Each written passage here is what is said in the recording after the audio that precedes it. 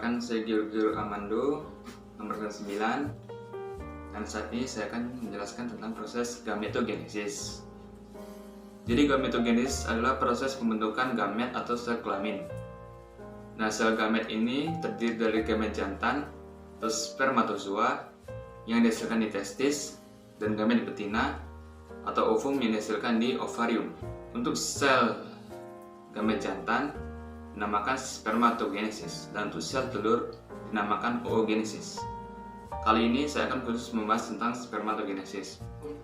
Sperma yang matang akhirnya disimpan di suatu saliran yang terletak di belakang testis, yakni epididymis.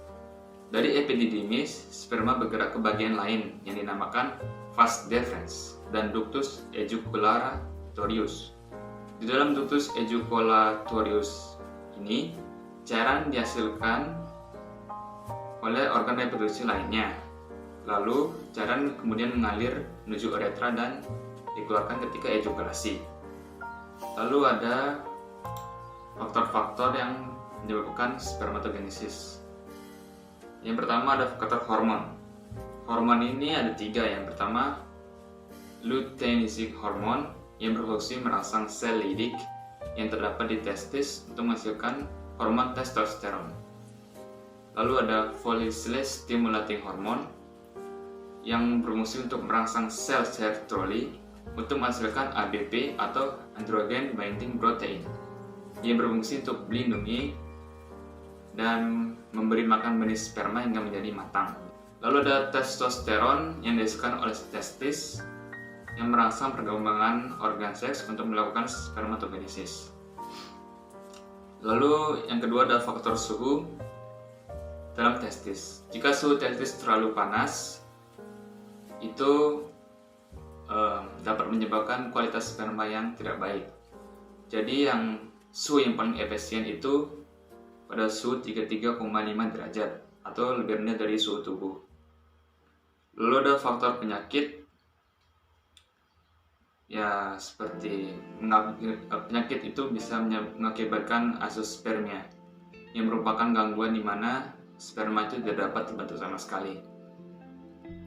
Lalu ada faktor obat-obatan seperti ketika mengkonsumsi ganja atau narkoba lainnya.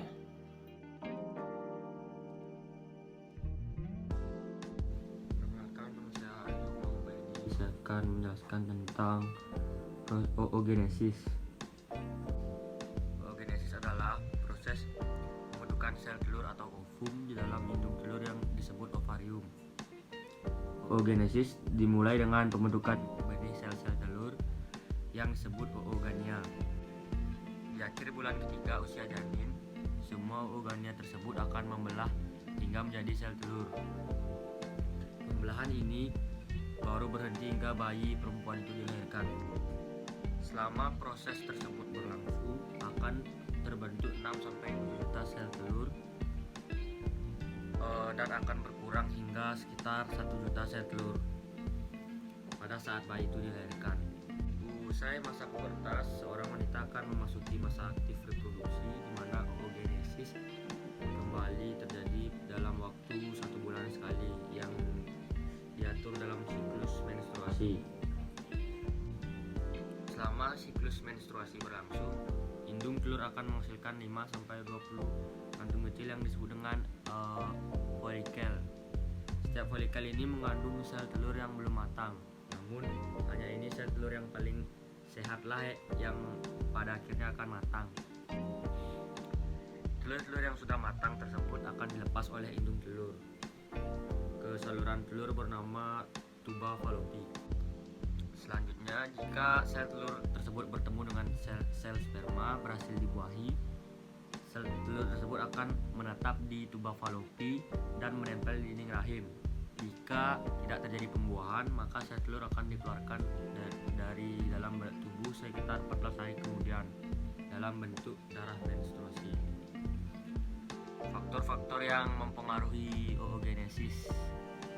Proses pembentukan oogenesis dipengaruhi oleh beberapa hormon seperti FSH dan LH.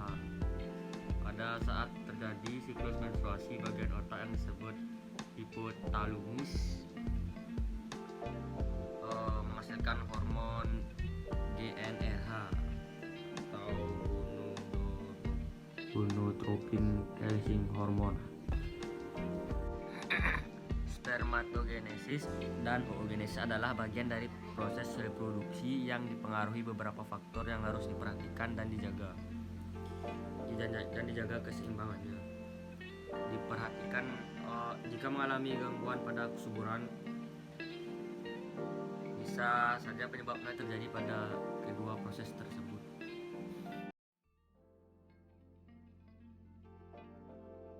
Materi mitosis.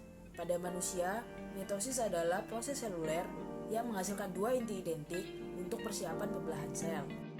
Pada pembelahan ini, dihasilkan sel anak yang mempunyai jumlah kromosom yang sama dengan sel induk.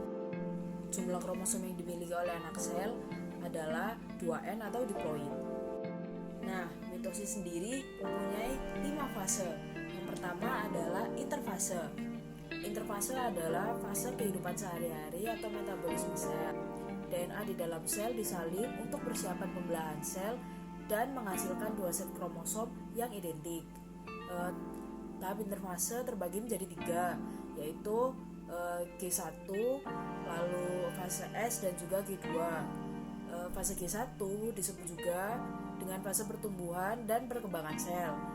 Nah, pada fase S ini terjadi replika atau duplikasi DNA sebagai materi genetik yang akan diturunkan kepada sel anak.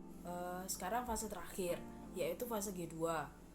Pada fase ini replikasi DNA telah selesai. Fase yang kedua adalah profase. Kromosom memadat menjadi struktur yang bentuknya X dan dapat dilihat dengan mikroskop cahaya. Mendekati akhir profase terbentuklah spindel atau gelendong pembelahan yang terdiri atas mikrotubula dan protein. Nah, yang ketiga ada metafase. Fase ini adalah fase paling mudah untuk menghitung banyaknya kromosom dan mempelajari morfologinya. Karena kromosom-kromosom tersebar di bidang tengah dari sel. Yang keempat ada tahap anafase. Tahap anafase ini ditandai dengan pemisahan kromatid dari bagian sentromer yang kemudian membentuk kromosom baru. Dan fase yang terakhir ada telofase. Pada tahap ini kromosom telah sampai di kutub masing-masing. Benang-benang spindel telah menghilang dan membran inti sel juga terbentuk di antara 2 kelompok kromosom yang terpisah. Kromosom semakin lama akan menipis dan berubah menjadi benang-benang kromatin kembali. Kemudian, sitokinesis telah selesai. Sel telah memilah dan menghasilkan 2 sel anak dengan kromosom diploid.